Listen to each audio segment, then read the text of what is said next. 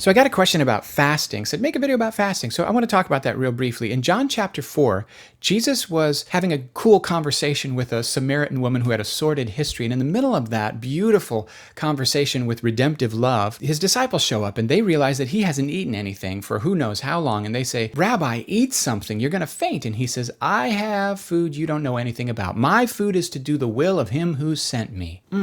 Interesting. So where is Jesus getting the idea that he is fasting from food, physical food, so that he can more fully be attentive to the spiritual food of what God's saying and therefore what he's called to be doing?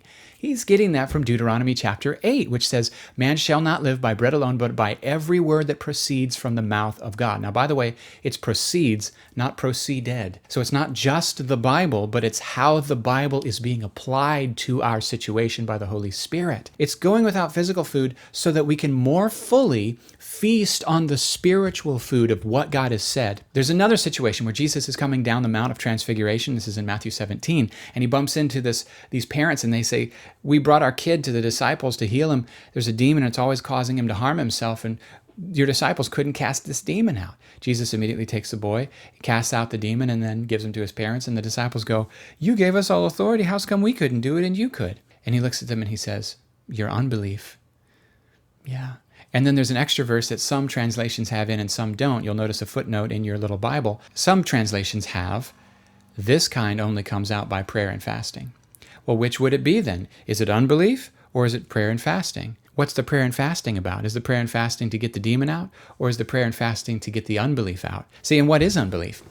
Unbelief in that context is a carnal, natural way of thinking that sees the problem apart from the fullness of who God is. And we walk by faith, not by sight. Well, how's come Jesus could just come down and do it if he said this kind only comes out with prayer and fasting, and he just comes down from the mountain, doesn't do any prayer and fasting at that moment, and just casts it out? Because he was walking in faith, he didn't need the prayer and fasting to get reattached to the word, to the truth. So what is fasting? Fasting is feasting on a vision of who God is that's meant to fill us and form us. I heard Dan Mohler say that most addiction problems can be broken, completely broken off of our lives with a 3-day water fast. Now, what he means is that most addictions have a root issue of lies that's driving those addictions in our lives. And that if our hunger for God is such that we wide open ourselves, body and soul, to feast on what his truth is and let him crush that problem at the root, we'll be free. You can fast from social media, you can fast from all kinds of things, and probably should from time to time, just to get our loves in a proper order within us, because that's a big part of what fasting is helpful for. You can do that a lot of ways, but when I'm talking about fasting, in general, what I mean is only drinking water and taking in no calories.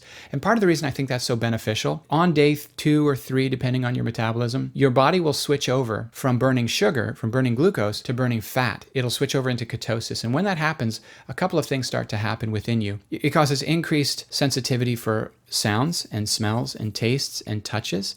You need less sleep. You have, in some ways, even more mental focus and energy and clarity. I find that I'm quite passionate and loud, might even yell a lot because there's an adrenaline response. So your body's designed to find food. When you haven't eaten in a long time, your body is saying you need to be on high alert so you can kill a deer and eat and live. That happens on very, very long fasts. Some people's experience of fasting is they keep drinking orange juice the whole time, and so they're kind of hungry and miserable the whole time, and they don't experience the benefits. They just experience the suck.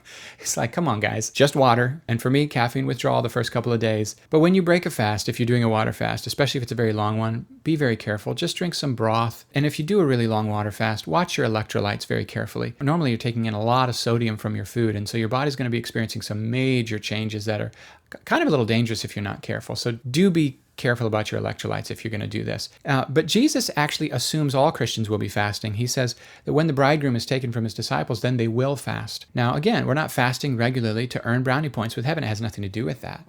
The point of every fast, I think, should be this: I want to know you more. I want to know you more. And I find it helpful to actually pick a focus of the fast. What am I going after learning? What am I going after settling into? Rather than just saying, I'm just going to fast and see where it goes. I'm just going to see how long I can go. Look, there's no brownie points in heaven for fasting an inordinate amount of time, because none of this is about earning. The heart that Jesus said the Father will reward is the heart that says, I want to know you more. And so we're not rewarded for doing it longer. You know, we did an all-night fast at the church, singing and praying with Nikki Gonzalez, and a couple years ago, and the next day, Sunday service was super anointed with the Spirit. I think it's a neglected tool in our toolkit. Why do we fast? We fast to know God better. What does it mean to fast? It means to do without a thing we normally have so that we can replace that thing we normally have with more of the feasting on who God really is.